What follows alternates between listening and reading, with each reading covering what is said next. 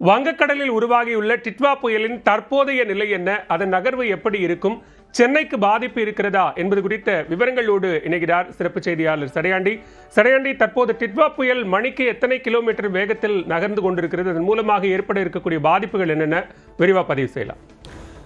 நிச்சயமா வாழவேல், தென்மேற்கு வங்கக்கடலில் உருவான டிட்வா புயலானது தற்பொழுது இலங்கை நிலப்பரப்பில் மையம் கொண்டிருக்கிறது.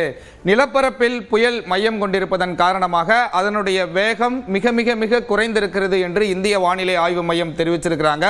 கடந்த 6 மணி நேரமாக அது 3 கிலோமீட்டர் வேகத்தில் தொடர்ந்து வடக்கு வடமேற்கு திசையில் நகர்ந்து வந்து கொண்டிருக்கிறது.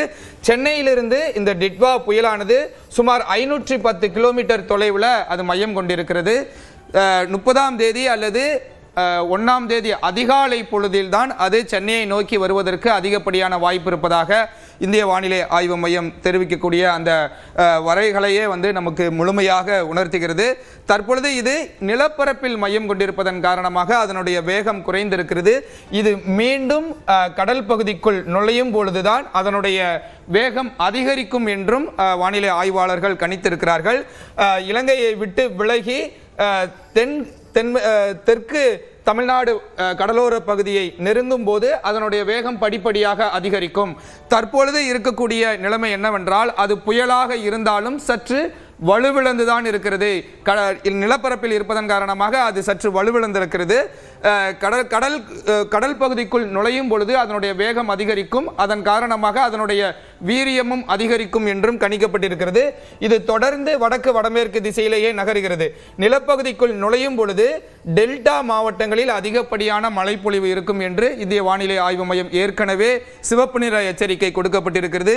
இன்று நள்ளிரவிலிருந்து நாளை அதிகாலை பொழுதில் எல்லாம் டெல்டா மாவட்டங்களான தஞ்சாவூர், நாகப்பட்டினம், புதுக்கோட்டை, மயிலாடுதுறை, காரைக்கால் உள்ளிட்ட பகுதிகளில் எல்லாம் அதிகனமழை கூட பதிவாகும் என்று ஏற்கனவே இந்திய வானிலை ஆய்வு மையம் தெரிவிச்சிருக்கிறாங்க.